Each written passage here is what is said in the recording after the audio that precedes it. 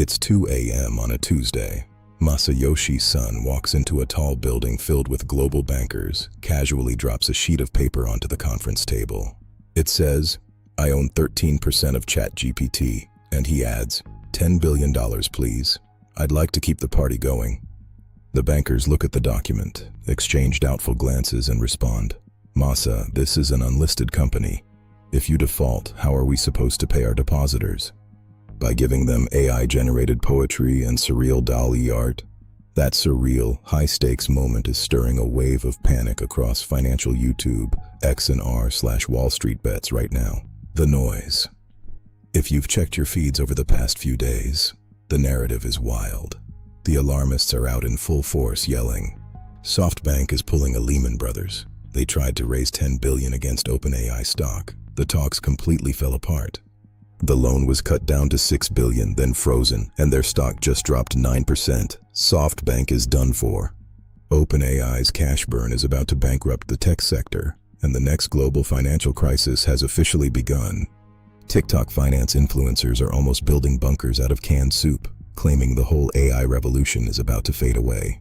But the signal, the real situation, the financial truth behind SoftBank's corporate setup and Wall Street debt, shows this global financial crisis idea is a ridiculous overreaction.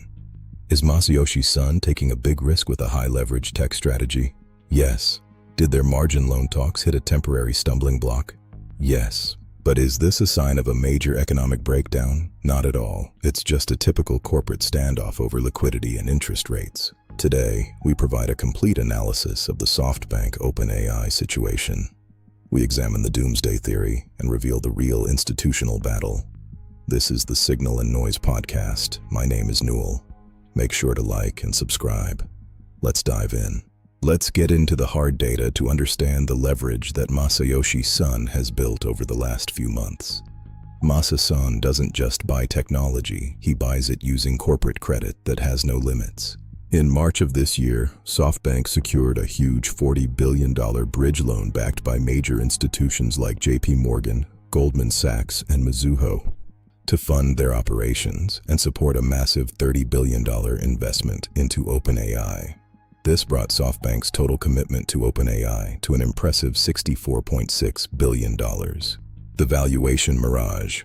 On paper, Masa seems like a genius. OpenAI's latest funding round closed at an astonishing $852 billion post-money valuation. Doing the basic math, SoftBank's 13% share is worth about $110 billion. So Masa looks at his $110 billion paper asset and thinks, why not take out a small $10 billion margin loan? It's like taking a second mortgage on a credit-bought house to buy a faster sports car. It's the ultimate bet on future growth. SoftBank presented the loan at a rate of SOFR plus 425 basis points. But a few weeks ago, the talks ran into a huge wall. Negotiations stalled. The negotiations completely stalled, causing SoftBank shares to drop 9% in one session. The panic crowd claims the banks pulled out because SoftBank is secretly insolvent. But let's look at the facts. The loan stalled for one simple reason. OpenAI is an unlisted private company. Unlike Alibaba, it can't be quickly liquidated. Lenders saw the extreme illiquidity of a private startup and said, Masa, we love the buzz, but we need a lot more premium and stricter terms. It's not a crisis. It's a typical negotiation.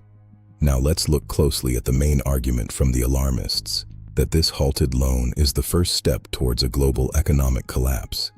They point to OpenAI's shocking burn. OpenAI's cash burn tripled year on year to an astonishing $3.7 billion in the first quarter of 2026. Their yearly losses are climbing because running AI models costs a lot.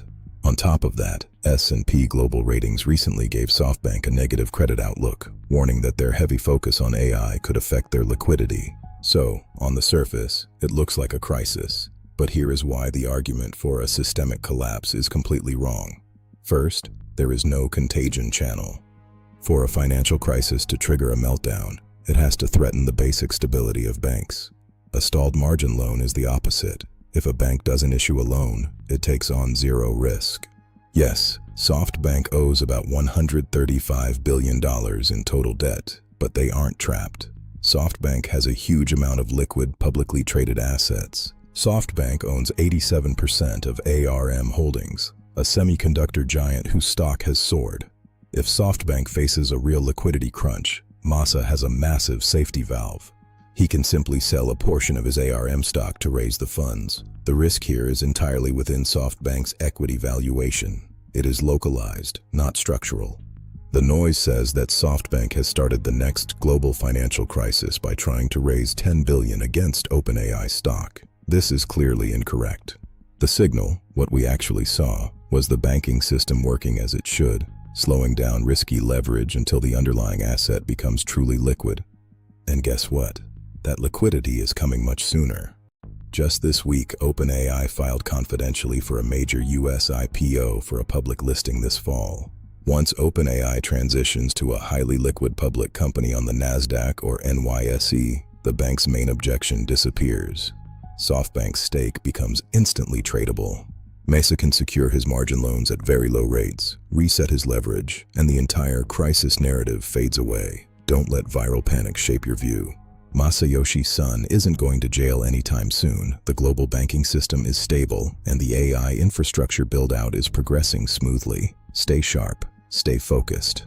That's it for this high-leverage edition of the Signal and Noise podcast. My name is Newell. Make sure to like and subscribe. The crowd is shouting bankruptcy, but smart investors are watching the IPO. Understand the debt landscape or get shaken out by headlines. We'll catch you on the next wave. Stay focused.